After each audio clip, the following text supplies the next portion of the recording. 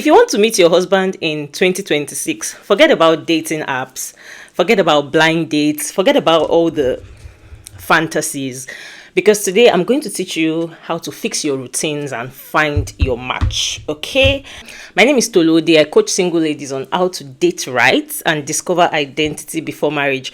I see that we just hit 100k on Facebook. So if you're seeing me for the first time, that's what I do on here. I said you will not meet your husband in an extraordinary way. You will meet him in your ordinary routines. The woman went to the well and she met Jesus. Ruth went to the field and she met Boaz. Rebecca went to fetch water at the well and she met Isaac. So you're not going to meet your husband in one extraordinary, dramatic way. However, the quality of your routines will determine the quality of your association. And you don't marry outside the level of your association. So the title of today's message is Your Husband is Hidden in Your Routines. I'm going to divide today's teaching into the first half of 2026 and the second half of 2026. Okay, so we're going to be using the acronym SINGLE. You know I like to teach in outlines. So S stands for sleep and wake up at the same time every day. What do I mean? You must have a sleep window, because a stable sleeping pattern is equal to a stable mind. A mind that can discern, a mind that can make decisions, a mind that can plan and actually achieve goals. This is very important. You can't be sleeping at 9 a.m. today, 2 a.m. tomorrow, 1 p.m. the next day and expect to build a routine. I want you to literally plan your day. I came prepared, okay? Write out every hour of your day. Look at it. I'm going to sleep at 9:30 p.m. and wake up at 5:30 a.m. That's 8 hours. Sleeping for 8 hours should leave you with 16 hours to actually do something reasonable with your life. I said your husband is hidden in your routines.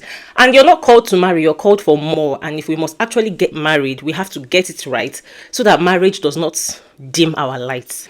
Between 5:30 a.m. and 6 a.m., personal devotion. 6 a.m. to 6:30 a.m., getting ready and listening to a mentor's recording. Apply this to the context of your own life. I'm not trying to give you a timetable, but I'm saying you may be jobless, you may be a student, you may be a working class lady, whatever you are, plan every hour and start from your sleep routine, because whether you like it or not, it's a very important aspect of your life. I in SINGLE stands for identify one goal you want to achieve in the first half of 2026. Don't tell me in 2026, I just want to be successful. No, you have to be specific. I want to lose 30 kg between January and June. I want to pass my professional exam between January and June.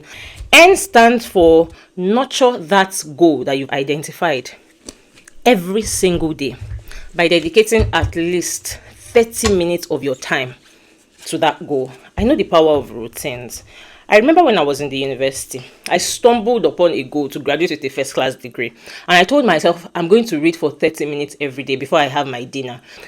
I graduated with a first class degree by reading 30 minutes every day. Forget about, oh, she reads for 4 hours in the library. No, nobody reads for that long. But it is what you do every day. If your skincare provider tells you to take one pill every single day, and in 6 months you will get the results, the only way you will see that result is to actually take it every single day, probably at a dedicated time. The moment you say, no, I'll wait till the end of 6 months and just swallow all the pills, you might go and meet your maker, or you might achieve no results. So transformation happens over time. Stay with me. This step where you nurture your identified goal is where identity is established. This is where the magic happens. This is where fulfillment starts. We're going to lose 30 kg in the first half of 2026. And we cannot lose the 30 kg in one day.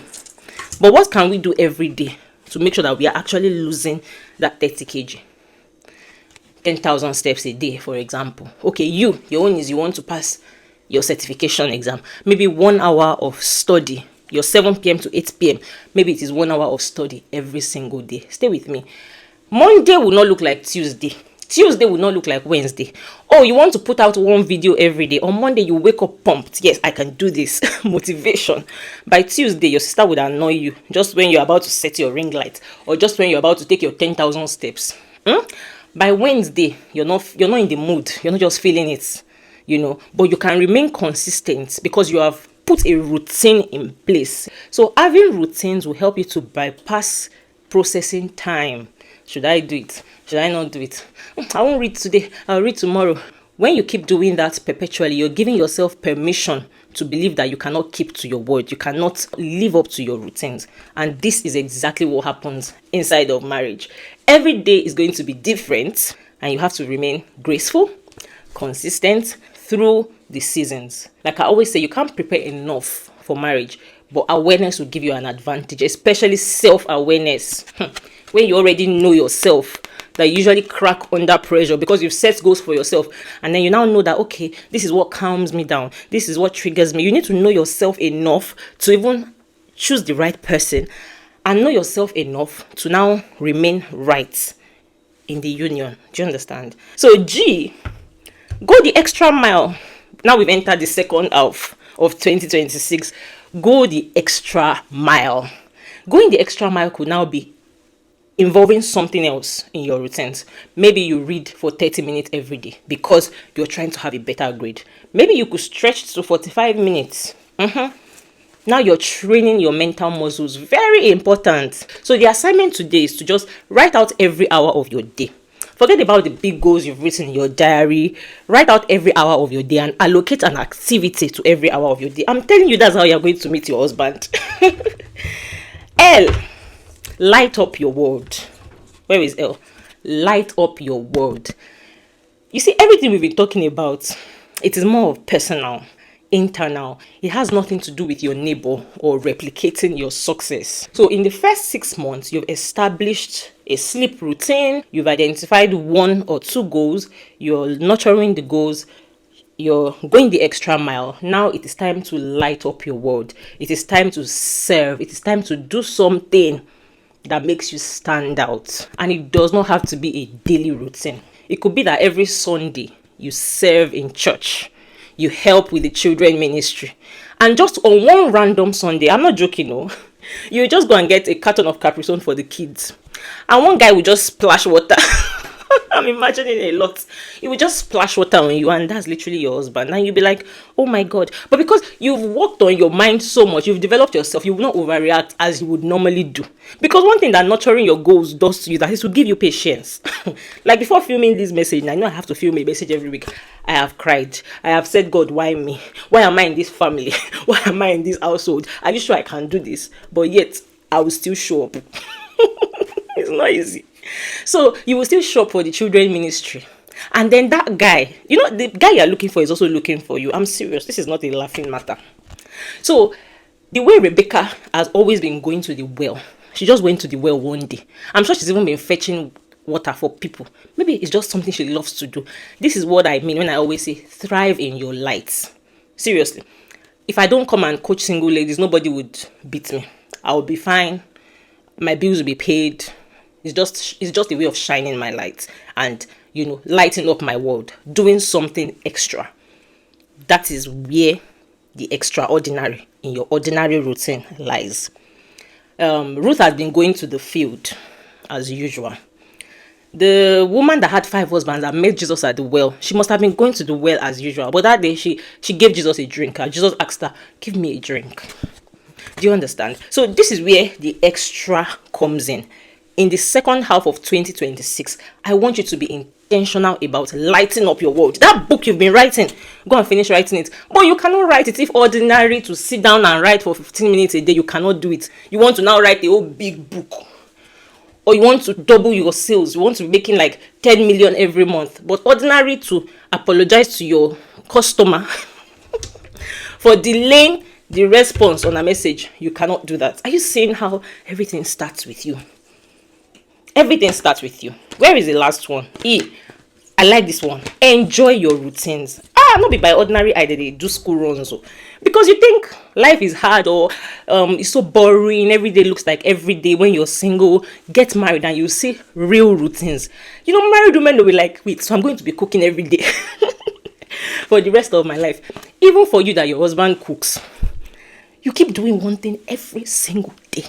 And when I tell single ladies, have an escape, have a life of your own, this is what I'm talking about. That S-I-N. That is where that N. That is where transformation happens. That's nurturing that one single goal in every season of your life. So you'll be like, no, if I could have done it when I was single, when things were messy, not now when I made a choice to marry this man. Do you understand? That mental composure is already there. E stands for enjoy your routines. In the second half of 2026, make sure you enjoy those routines. Don't make your routines too tight. Don't put too many things that you know you cannot achieve. Make sure you have systems that would ensure that you hit every activity. So when you learn to enjoy your routines, that is how you become grounded. That is how you become stable. Do you remember all those our grandmothers, great grandmothers of previous generations?